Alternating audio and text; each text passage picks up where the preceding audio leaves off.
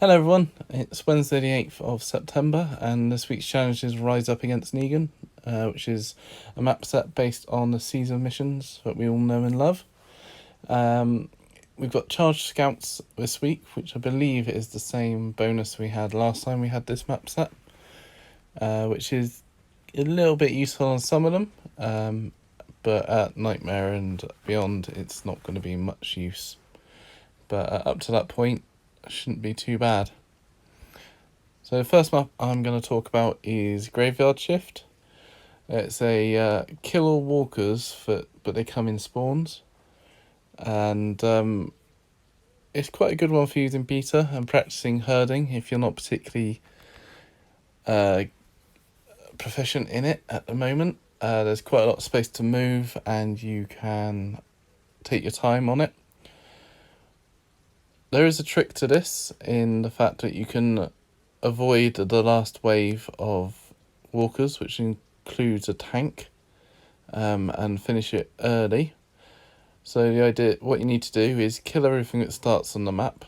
As there's no incoming, you can set everything on fire, and then just herd it for 10 turns or kill it, whichever is easiest depending on the level.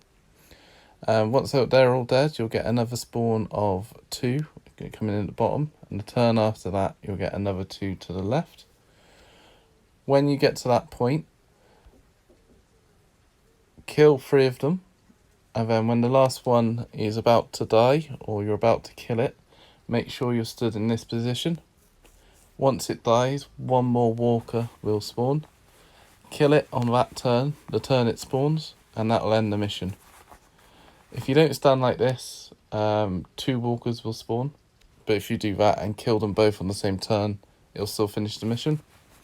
If you let them live for 1 turn, you'll get another final wave to the right hand side, which includes 3 normal walkers and a tank.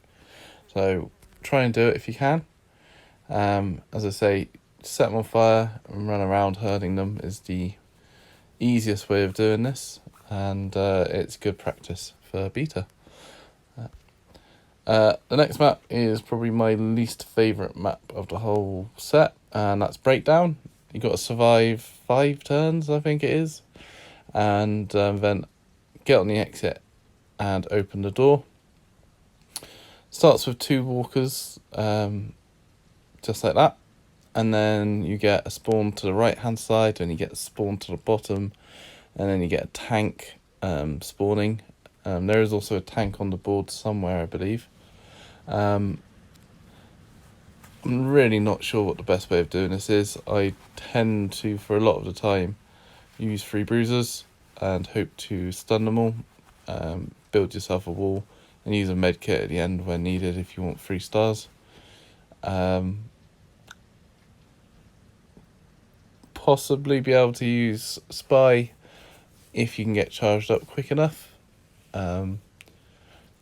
And then you would need to camp in the bottom right corner, keep everything stunned, kill the tanks, and then get to the exit. But if you don't get charged quick enough, then you're probably going to be in trouble. Don't know if we had Spy last time this map set was out, but it probably will work, to be honest. Yeah, so I'll try a few different teams on that, but I hate it. The next map is Daryl's Nightmare, and there's a few tricks to this one as well. You start like this, and then on the first turn, a tank will try and spawn at the back of to the left-hand side.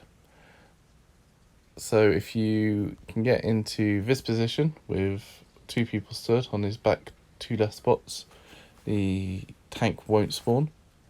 After the first turn, 2 walkers spawn where beta is and above. So if you can then move into this position and have all 3 people stood in a line, nothing else will spawn. Otherwise you get 2 spawns every turn for 4 or 5 turns. Then it's a case of killing the normal walkers on the map, including a tank. And then the next trick on it is you can shoot through this door at the end with a fire weapon, set the tank on fire while it's still in the room, wait till 10 turns till it burns out, and then open it up, get the last radio, and get to the exit. Do remember when you hit that last radio, walkers will spawn at the bottom, normally within striking distance of your survivors, so have some way to stun it or kill it before you hit that last radio, and then get to the exit. Boombox is next, and with this one, having Pizza Glen in third position is brilliant. And if you've got a Crescent's Edge or the new Sawtooth Spike, it's going to make it a lot easier for you to quite a high level if your Pizza Glen is built for damage. Because what you can do is you can open the door and run away. If there's something blocking it and you've got one of those two weapons, you'll be able to kill what's blocking it, open the door, and then run away. You don't get any additional spawns, and it turns into a kill of walkers. So either using Sasha or Princess, Sasha and Princess, whatever team you like to use to kill the rest of the walkers. And it turns out to be not too bad. It gets really tricky once you can't get to the door in the first turn, get away, and when Glenn can't kill it. Because then you start getting lots of walkers and it fills up pretty quick. Again, Spy will work fine on it. Just have to take your time to get to the door, build yourself a bit of a stun wall around the door, open it, run away. But I much prefer this one, this team, because it's more fun and you get to blow stuff up with Shane. Jagged is probably the next hardest map after Breakdown. At lower levels, it's not too bad. If you can keep the threat down and kill the spike quite easily, it's not too bad. At higher levels, it turns into what used to be Sasha into Assaults, so now Spy. Spy Fest of camping out in the corner until the tanks are dead, and then getting on the gate. But up to a point, it's quite fun to either use Daryl and Needle Beater and herd or prowl around the map to kill stuff. One thing to bear in mind is when you kill the spike, not only will another one spawn, two normal walkers will spawn from this container.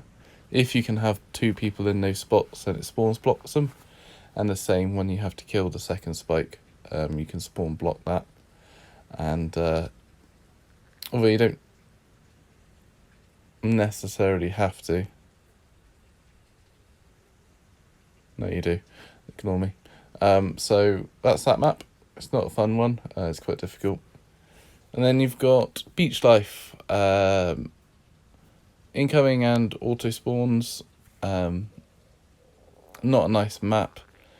If you can keep the threat down and stay at the beginning and kill everything, then that's fine.